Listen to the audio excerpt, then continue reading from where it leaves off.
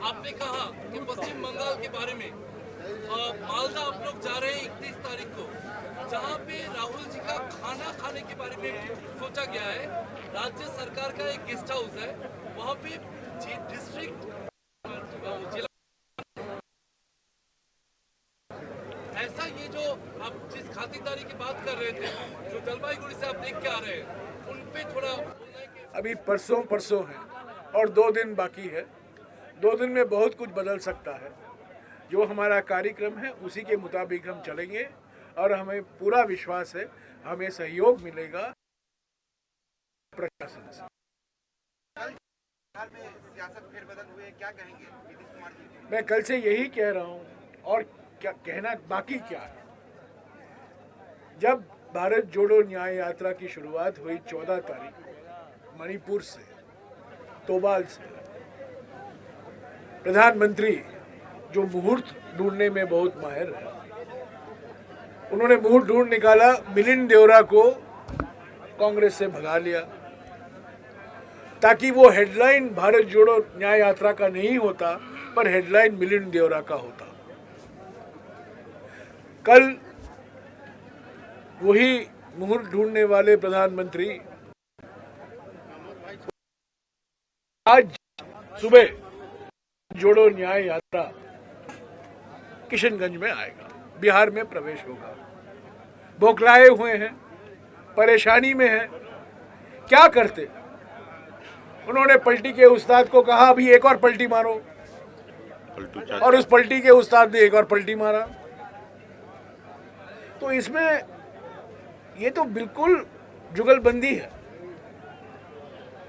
जो हमारे दिल्ली में बैठे हुए हैं झूठ के जगत गुरु और जो पटना में बैठे हुए हैं विश्वासघात के विशेषज्ञ, इन दोनों के बीच में ये तालमेल है, जुगलबंदी है। इससे 2 बातें मैं कहूँगा, इससे इंडिया गठबंधन पर कोई असर पड़ने वाला नहीं है। बहुत नेता इंडिया गठबंधन के अभी सांस ले रहे हैं कि बाप रे ये आदमी नहीं है, चला गया, अच्छा है। तो ये बात सही है कि 23 जून को पहली बैठक पटना में हुई थी, नीतीश कुमार जी ने ये बैठक बुलाई थी। उसके बाद 17 और 18 जुलाई को बेंगलुरु में बैठक हुई थी, वहाँ नीतीश कुमार जी मौजूद थे। उसके बाद 31 अगस्त और 1 सितंबर को मुंबई में बैठक हुआ, वहाँ भी नीतीश कुमार जी मौजूद थे। पर पिछले 2-3 महीने में क्या हुआ हमें तो कुछ संकेत नहीं था, पर उनका व्यवहार जो था इन बैठकों में, ये हमें विश्वास दिलाने वाला व्यवहार नहीं था। तो जो हुआ है कल, भारत जोड़ो न्याय यात्रा पर इसका कोई असर पड़ने वाला नहीं है, इंडिया गठबंधन पर कोई असर होने वाला नहीं है।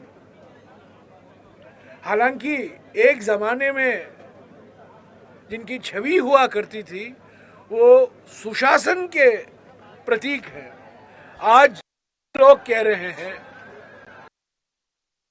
आया कुमार गया कुमार पलटी के प्रतीक बन गए। तो इनको अभी सीरियसली गंभीरता से कोई नहीं लेगा।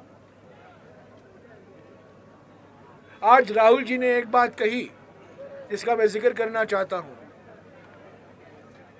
ये प्रधानमंत्री 2011 की जाति जनगणना, सामाजिक आर्थिक जनगणना जो मनमोहन सिंह जी सरकार के समय में किया गया था 2011 में, उसके नतीजे प्रकाशित नहीं किए गए हैं, जाति नतीजे। और सभी पार्टियों से, आरजेडी से, सीपीआईएमएल से, सीपीएम से, सीपीआई से, कांग्रेस पार्टी से, सभी लोगों ने मांग की प्रधानमंत्री से, संसद में, लोकसभा में, राज्यसभा में जाति जनगणना कराइए, इसको अपडेट कराइए। जो 2011 में किया गया था अभी 2023 या 24 में कराइए। वो चुप्पी नहीं तोड़े, उन्होंने नहीं करेंगे। आज वो कहें, क्योंकि आज उनके एनडीए में वही व्यक्ति शामिल हुए हैं जिन्होंने बिहार में जाति जनगणना करवाया था। तो प्रधानमंत्री का क्या कहना बताइए। किसी ने मुझे सवाल पूछा, क्या सामाजिक न्याय के गुरु, अपने आप को जो सामाजिक न्याय के गुरु मानते हैं नीतीश कुमार जी, वो बीजेपी एनडीए में शामिल हुए हैं, आप पर क्या असर होगा। मैंने उनसे पूछा, सवाल ये नहीं है, सवाल ये है एनडीए पर क्या असर होगा। सही। क्या प्रधानमंत्री अपनी चुप्पी तोड़ेंगे जाति जनगणना के बारे में? यही सवाल है। तो ये दुर्भाग्यपूर्ण है, क्योंकि 3-4 महीने से हमारे साथ थे, सभी बैठकों में मौजूद थे। कल ये करना, मैं समझता हूँ ये पहले भी किया है इन्होंने।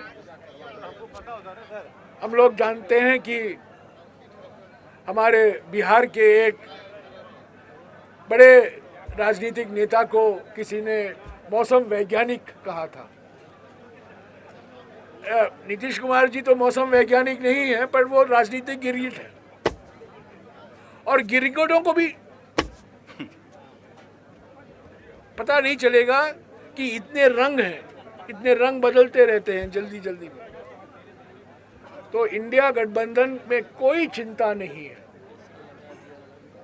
हमारे नेताओं में कोई चिंता नहीं है, और सही वक्त पर, चुनाव के वक्त पर बिहार की जनता इनको सही जवाब देगी।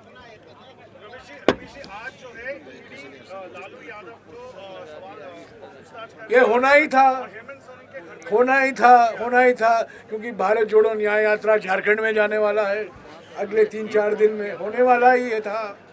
हमने बार बार कहा है, संसद के अंदर, संसद के बाहर, मोदी सरकार के 2 भाई ईडी और सीबीआई, होना ही था। ये वास्तविक है, इसमें कोई बड़ी बात नहीं है। नरेंद्र मोदी जी प्रधानमंत्री प्रतिशोध की राजनीति करते हैं। ये प्रतिशोध की राजनीति का प्रतीक है कि अपने राजनीतिक विरोधियों के ऊपर सीबीआई, इनकम टैक्स छोड़ देते हैं, और जिनके पीछे छोड़ना चाहिए उनको अपने वॉशिंग मशीन में डाल देते हैं, और वो साफ सुथरे निकलते हैं। और इसका एक मिसाल असम के मुख्यमंत्री है। तो इससे ये होना ही था। ये सब झारखंड के मुख्यमंत्री को भी परेशानी करने की कोशिश की जाएगी, क्योंकि हम अगले 3-4 दिन में झारखंड में प्रवेश होंगे और रांची में एक बड़ा रैली भी होगा। तो ये वास्तविक है, पर हम डरे नहीं हैं, हमारे गठबंधन के नेता डरे नहीं हैं। हम एकजुट होकर इस ईडीआई और सीबीआई से सहारा लेने वाली सरकार के खिलाफ हम लड़ते रहेंगे। भी हटवाइए, ये सब ठीक नहीं है। 16वां दिन है आज, तो आपने कहा कि कुछ राज्यों में प्रॉब्लम हुई है, सबसे ज्यादा असम में हुई है, वेस्ट बंगाल ने कहा है। नहीं, मैंने देखिए असम में जो प्रॉब्लम हुए थे यहाँ पर था। पश्चिम बंगाल में थोड़े छोटे मोटे प्रॉब्लम हुए हैं, हमारे पोस्टर फाड़े गए हैं, कुछ लोगों को मना किया गया आप मत जाओ, ये सब हुआ है।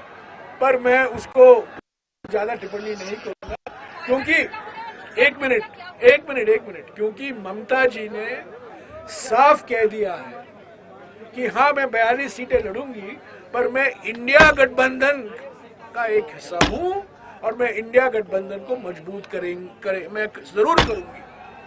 तो उसी भावना के साथ मैं ज्यादा कुछ नहीं कहूंगा। पश्चिम बंगाल में सिर्फ ये कहूंगा कि सिलीगुड़ी और जलपाईगुड़ी में हमें भरपूर स्वागत मिला है, और हमारे संगठन में एक नई ऊर्जा और एक नई ताकत आई।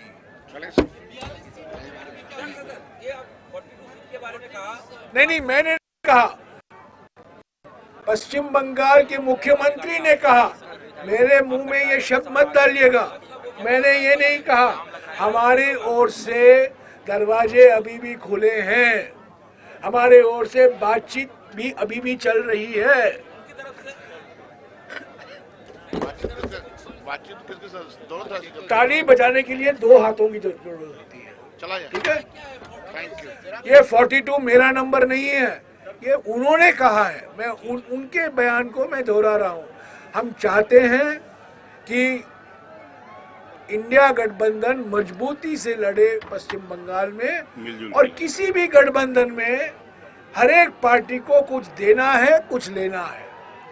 देन लेन ही के आधार पर ही गठबंधन सफलतापूर्वक काम कर सकता है।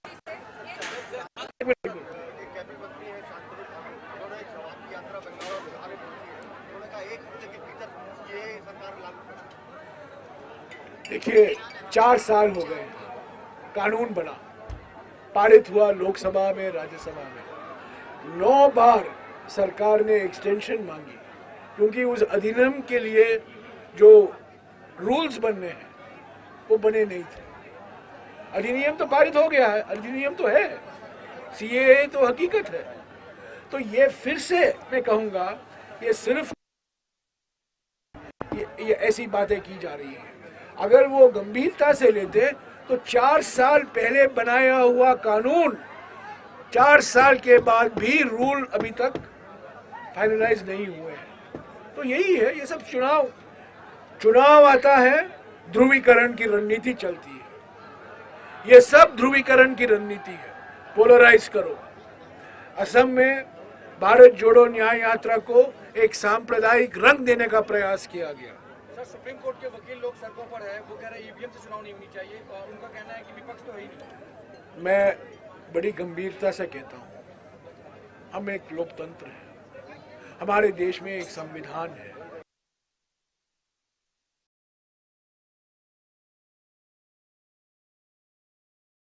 स्वतंत्र संस्था के रूप में संवैधानिक दर्जा दिया गया है। हम मानकर चल रहे हैं कि इलेक्शन कमीशन एक निष्पक्ष संस्था है, पर अफसोस के साथ मुझे कहना पड़ता है कि 4 महीने से हम इलेक्शन कमिश्नर से मिल नहीं पाए हैं। हमें मीटिंग मिल नहीं पा रहा, हमें अपॉइंटमेंट ही नहीं मिल रहा है, क्योंकि हम कहना चाहते हैं ईवीएम का इस्तेमाल कीजिए, पर वीवीपैट का और पूरा इस्तेमाल कीजिए। एक ही मांग है